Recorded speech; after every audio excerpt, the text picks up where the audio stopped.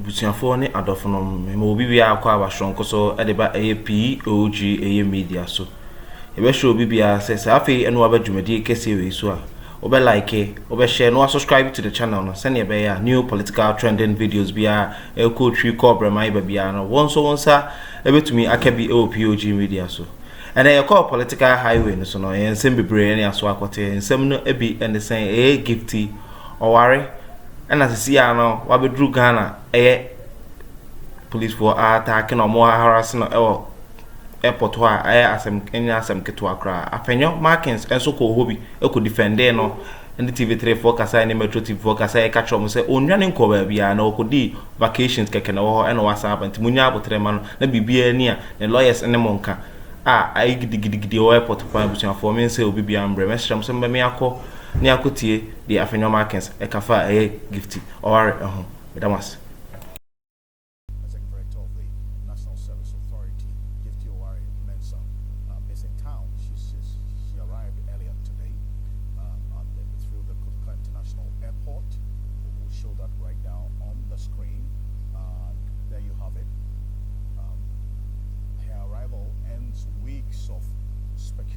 surrounding her whereabouts amid allegations connecting her to the National Service payroll scandal, which uncovered over thousands of ghost names, a matter which has since been under investigation by the National Intelligence Bureau.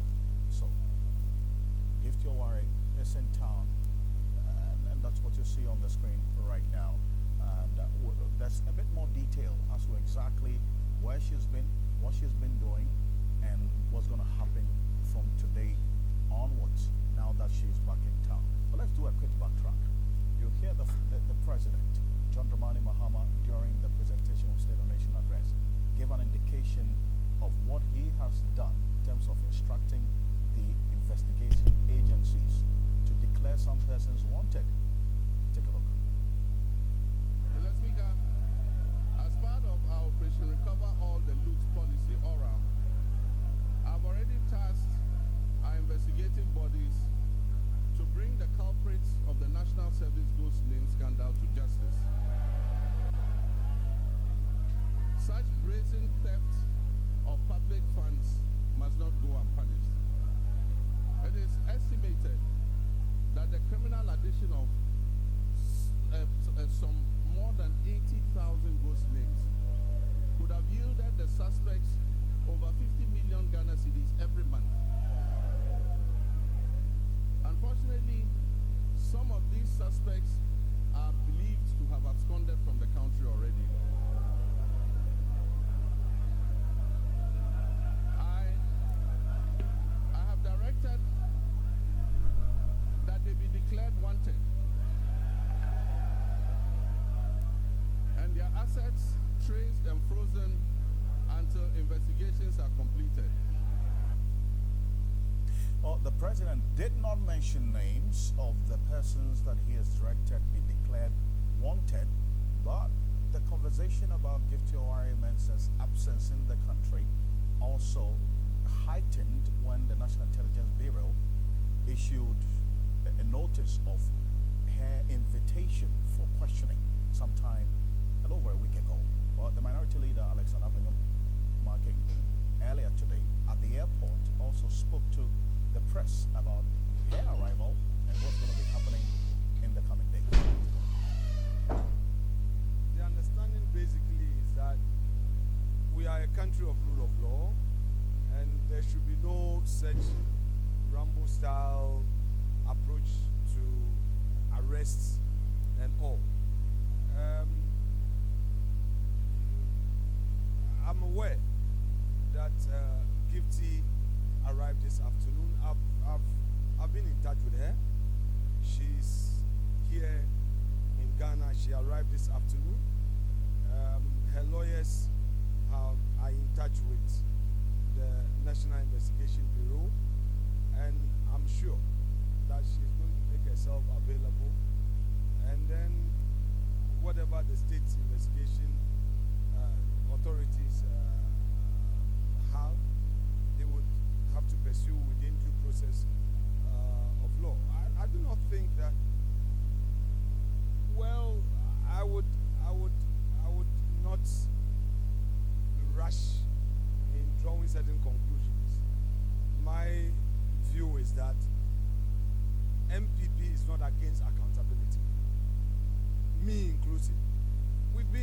public service, we are out of office.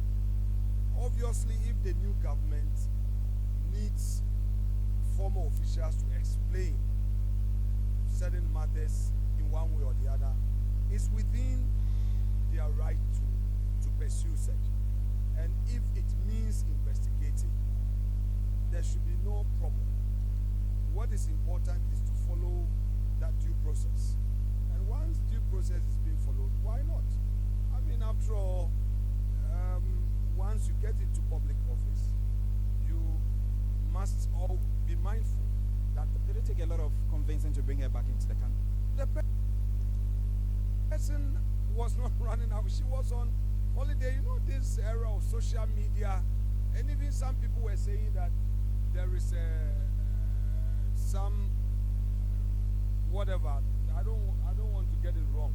You know, this thing where they put travel embargo on her. There were all manner of rumors, but she came.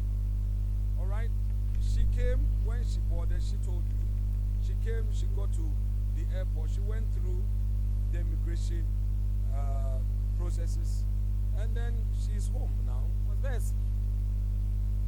No. Nobody harassed her, in all fairness. And that's what I'm saying, that sometimes the social media thing, people say all manner of things. But as far as I'm concerned, she hasn't been harassed by any state authority. No, she hasn't even been to the NIB office. She's on her own at the moment. Listen to me. If I'm having patience for you, so let's set the right tone. I'm saying that she did not run away from the jurisdiction. She had traveled out. She traveled out freely. She came back to Ghana. She's entered the country freely. However, the NIB officials reached out to me, and that they needed her. They also reached out to her lawyers, and the lawyers have been in that discussions with them. Today, she's in town. She will make herself available. Whatever that they have to ask of her, I'm sure she'll be able to deal with it. And I'm saying that nobody has harassed her as far as I'm concerned, because I've been following, engaging her, and so far, nobody has harassed her. So let's forget about all these social media things and all that.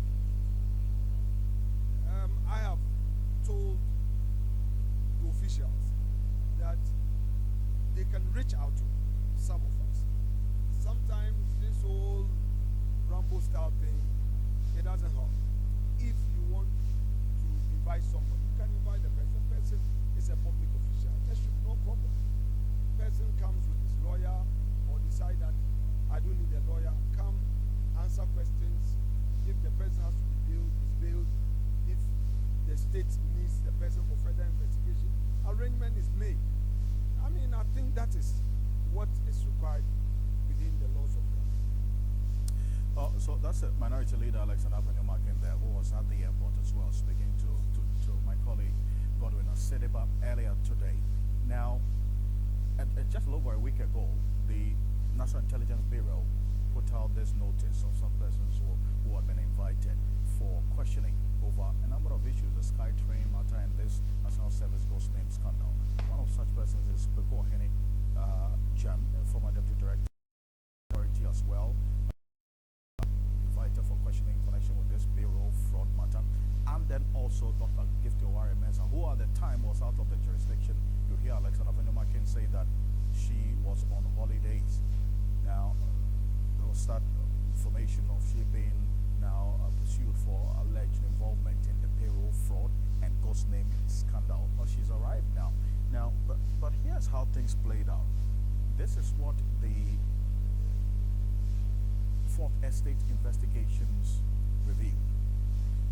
They had started that investigation sometime last year, from October thereabout. The first publication made in December last year after some court action to restrain them from doing so. So over 80,000 ghost names were identified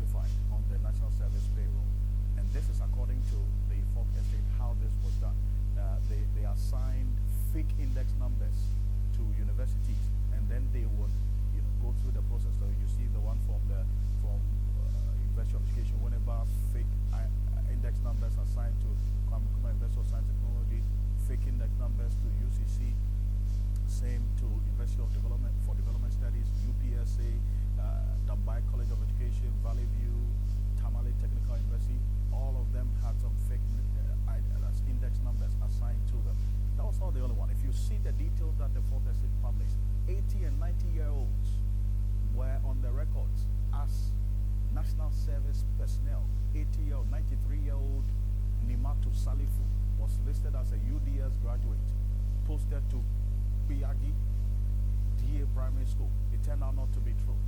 91-year-old Ruth Abdullahi, another ghost. 82-year-old Mahama Ali, another ghost. Now you have some others as well, some fake IDs and manipulated biometric data that the fourth estate put out there. This was supposed to be a female national service person, aged 34 years old, but the ID card that was attached to the female had a male picture on it, right? And then you see that replicated in a number of them. Another service personnel who looks old in the picture at the top, but then the ID picture has a young person's picture on it. And then this is one that generated a lot of conversation. This picture that was said to be one Kwame Donko in the system of the National Service, according to the Fourth Estate investigation. And he was posted to, the name of the school sounds like some social media craze, Kasongo Basic School, head office, Boko West District. You know this Kasongo thing has been going on.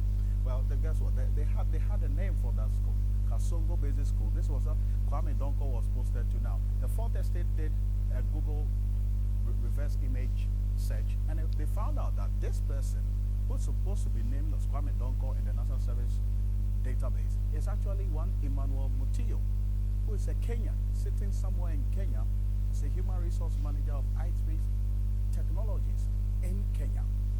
Well, so the fundamental question that many are asking is, what's the way forward? What's going to be done going forward after this? That's where I bring in our guests for tonight. Richard Komado is a former operative of the then Bureau of National Intelligence as B.N.I, and now the National Intelligence Bureau. And then also will be joined right now by Adam Senanu, who is the co-chair of the Citizens Movement Against Corruption. Gentlemen, good evening. Thank you so much for joining us here on Ghana Tonight. Thank you, Alfred. Thank you, Senanu. Ms. Senanu, can you hear me? Great. I'll start off with you, Mr. Komado, on this. Now that Gifty Owari Mensah is in town, you hear Alexander Benjamin talk about due process. What's going to be happening after today? So one of the options available to the B.N.I, because investigation notice has been served, saying it's private or public, and Madam Gifty has come under investigation notice as a subject of investigation for now, because she has not been charged yet. The B.N.I or the NIB has an option to arrest her at the point of entry. They did not do that, which is part of the due diligence process. The second option available is for Madam Gifty to voluntarily visit the B.N.I office and speak to the investigators assigned to the particular cases to have some questions to answer. But to that extent, if she refuses to show up, then the B.N.I will arrest her. And what is going to happen is that whether she show up or they arrest her, she's going to be asked some questions about some role she has played, being it an active role or a passive role, and some decisions she has taken in the course of her duty at the National Service Secretariat as a deputy, in unraveling the causes of the fraud we are talking about. And where there is perceived, then they will charge it.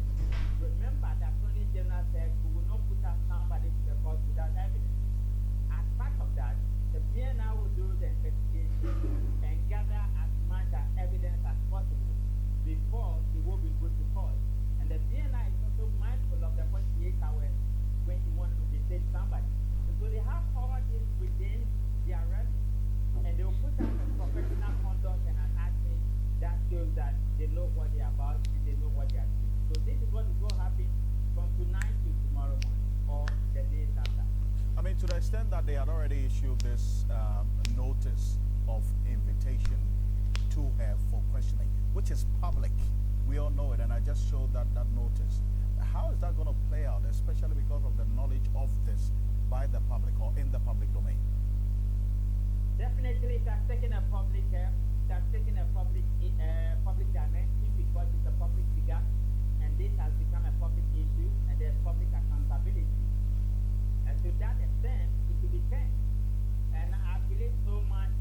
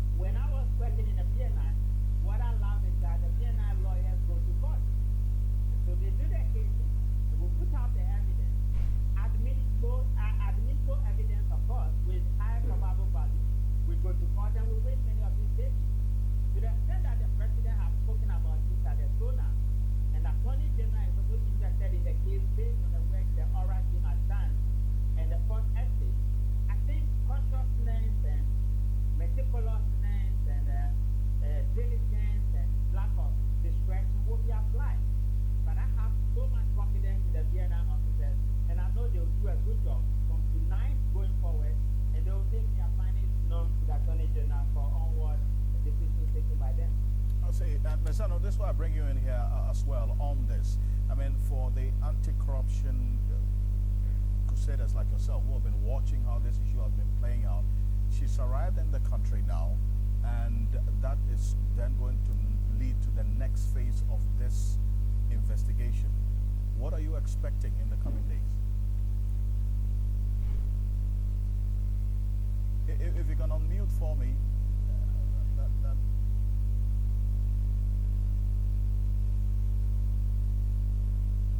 Hello. Yes, I can hear you now. So, I mean, first and foremost, it's good that she's come back.